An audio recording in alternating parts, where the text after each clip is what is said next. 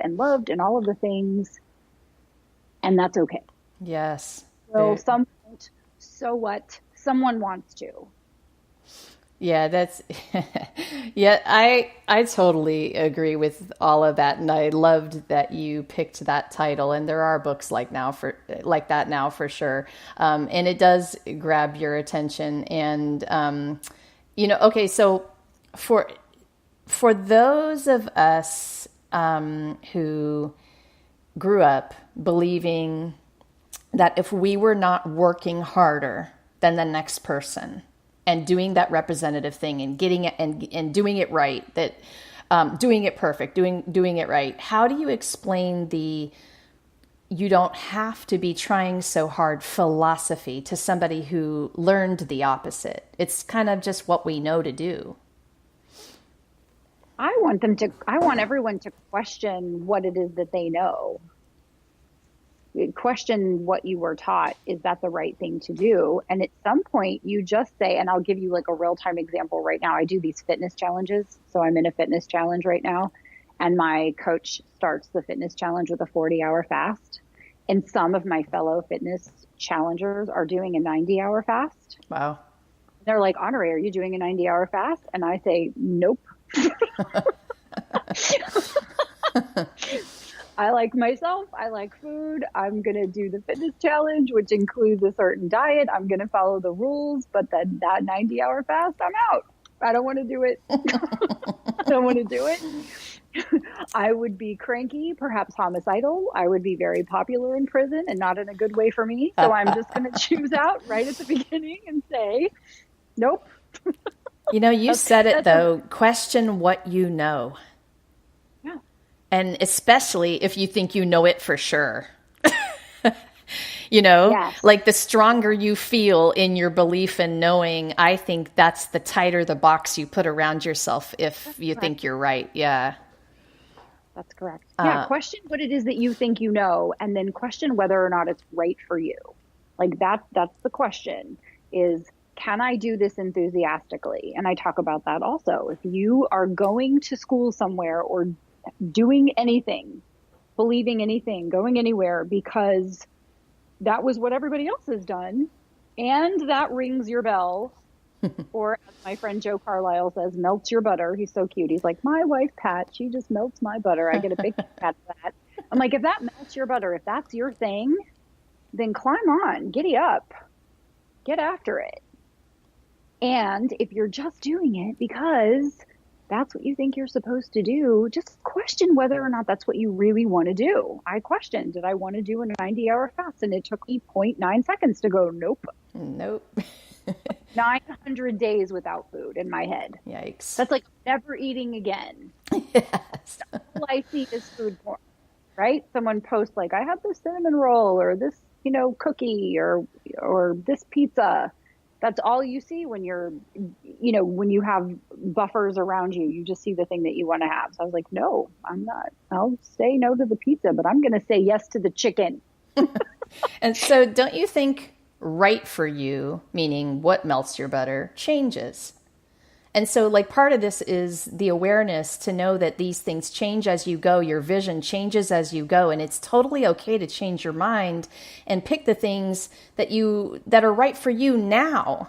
If the people who know me now, who also knew me 20 years ago, are seeing two different women. And so I think sometimes inside of yourself, you have to realize, as you shift and transform, what's right for you changes. What do you think about that? Yeah, I completely agree. How many people have said, I can think of someone right now who said, yes, I was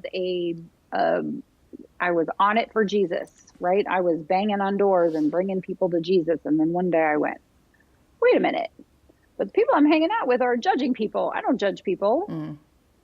This is not for me.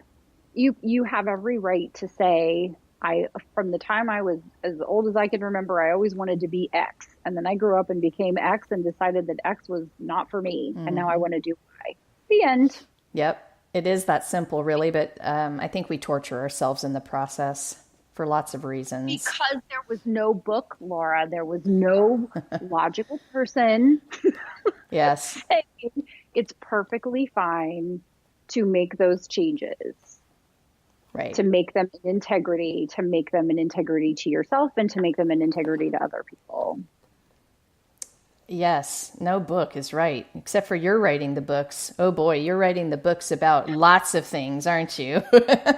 And now there are books. There are so many books because we have this freedom now to write and speak the words that are coming from our souls. And you have done it so many times now. Okay, so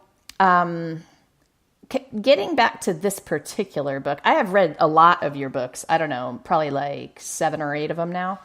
But in this one, there's power in living inside of your authentic self. I teach these principles and help others live them. So I know about it. How do you help your readers get over that? I call it the inner critic voice that's constantly got them living in ways that aren't aligned with what they really want. So give me a tool. Well, it's always the question. The tool starts always with the question. And so I'm sure you know the questions better than I do because you have notes and I've been recording the audiobook. But the question is initially, I will say, hey, you're trying too fucking hard. And then the question then becomes, are you trying too fucking hard?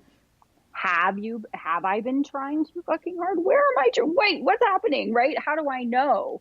So then it becomes, if I have to do something in order to compensate with, and I just read Girl, Wash Your Face by Rachel Hollis.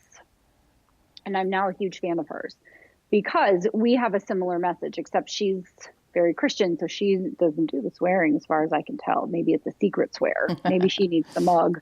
But she talks about the wine, right? If you're one of those people that's having a glass of wine every day because your life is too stressful. If you are thinking, oh, I have to get away from all of this. I want to just, leave my phone on the counter and disappear for a month or several, right? So if you're addicted to activities that are distraction or substances, then, and if you're doing any of those things in secret, in other words, if it's on the cover of the New York Times and you're okay with it, then you're okay. Like that's my acid test, right? But if you're doing something and someone that you respected caught you doing it, then maybe you might want to look at that. Not from a judgment perspective, but just like, here's an aha moment that you might be having. You might be doing something because you're trying to be like someone or you're trying to compensate for some unhappiness. And that's just a notice. So it starts with that question. That's a fantastic tool. And the questions are, man, I get high off the big questions. As soon as you get into curiosity and ask questions about your life, everything can change from there. So I love that when you say, ask the question. And are you doing something to compensate? Yeah, we talk a lot about the Brene Brown quote that goes something like, if you're numbing the pain, you're also numbing the joy.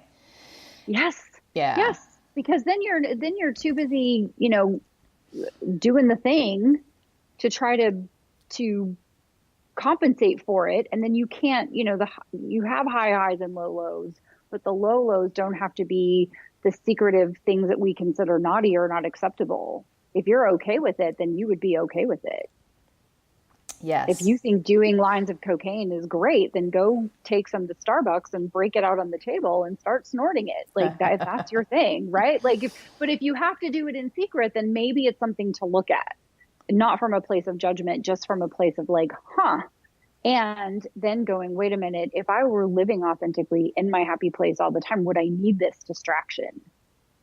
Yes. Great would I question. need this? Would I need that anymore? And the question may or may not be no. And then the next part of this, and I have my own personal philosophy. I talk a little bit about it in the book. I don't talk about this particular thing, but when I have a problem, when I have an issue with something, I always ask the question, what are 10 ways to never have this problem or issue ever again? What are 10 solutions to this problem? So I just sit down and I brainstorm, like, how do I get over this? A part of that is recognizing that you don't actually have to have that problem, challenge, or issue anymore. You can start living authentically, and you can say, gosh, I wanted to be a lawyer because I thought I wanted to be a lawyer, and I went to law school and I became a lawyer, and I realized,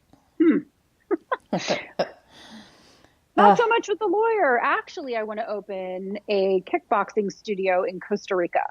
Hell yes. I love Costa Rica and I love kickboxing. And so I'm going to go do that. And that would be amazing. And that's not going to make me $2 or $3 or $4 million a year. But I also don't have to work 400 hours a week, and I will be really happy. P.S. I'll be in excellent shape and I can kick your ass. So bam, right? Okay, I love this question. I'm going to repeat it for everybody. If I was sure. in my happy place, would I need this distraction? This is a fantastic question. And every question, and I'm writing these notes down because I use them as writing prompts for people in my workshops. Oh, great. Yes. So to be able to fill in the blank on a question like that, that's fantastic. So, hey, if you guys happen to just be joining us, I'm talking to Honoree Corder, and you can find her at honoreecorder.com. And I have a note here to make sure I didn't forget. You have a little freebie for everyone listening today. Let's see. Tell us about Tall Order. It's called Tall Order. Organize your life and double your success in half the time. What is that? Tall Order is my first book, but it's the 10th anniversary redo. Oh, cool. So you get the updated version because there were some books in between the first book and that one. So Nice. I learned a few things about, quality and better writing, just stuff like that. It was my first business book that I wrote as the very beginning tools that I would share with someone in my coaching process. Fantastic. Like, how do you get yourself organized and set up for success? And then the follow-on book to that is Vision to Reality, and the follow-on book to that is Business Dating. So they're like the threesome. So they get the first one, and if they like it, then they might want to read more. Yes, for sure. Okay, so they can grab that at honoreecorder.com/tall order. All right, you guys? So make sure you get on there and grab that book. And if you can get anything from Honoree for free, get it. And so that's one of the things that she's offering you guys today. And also, I'm going to remind you, I said it earlier in the show, but go to the Prosperous Writers Mastermind on Facebook, you guys. I've been a member of that group for a bit now, and the nuggets, Honoree, I really appreciate being in that group and the just the inspiration that you give inside of that group all the time about writing and the process, and honestly, the business of writing. I knew about lots of the things you talked about in there before, but there was a way that you started to explain it and inspire us in there that got me just sitting up a little taller and paying more attention, because I think what it was is you were offering real actionable steps. Like, hey, you guys, this is what you need to do. And when I started reading all of those books about writing that you wrote, I really, honestly, again, just every single book, I was coming away with so many actionable nuggets that, I just had to buy the next book. So you guys need to go in there and go onto Amazon and type in Honoree Corder, and you can see all the books that she has written. So I like how you use the simple idea that if you're unhappy, you're trying too hard. So tell me a little bit more. We talked a little bit about that, but tell me more about that and how we can gain the awareness that's going to help us to the next level of all of this. Well, it's noticing where you're unhappy. Where are you pushing something instead of attracting something? So where are you having to make things happen, right? More heart attacks happen on Monday morning than any other time of the week or day of the week because we're going to go to work. We don't like our work. Well, if you wake up in a panic because your boss stresses you out, or your coworker down the hall stresses you out, or you don't like the work. So I read a book on recovery because I just did the Miracle Morning for Addiction Recovery with Joe Polish, Anna David, and Hal Elrod. And I'm not in recovery, but I learned a whole heck of a lot about addiction and recovery in that process. And I read a memoir, and I remember this woman would say, okay, I would wake up thinking about, okay, I've got to do this Coke. so that I could get up and do all the work, right? And then I would start drinking wine with lunch Wow. to counterbalance it so my hands weren't shaking. And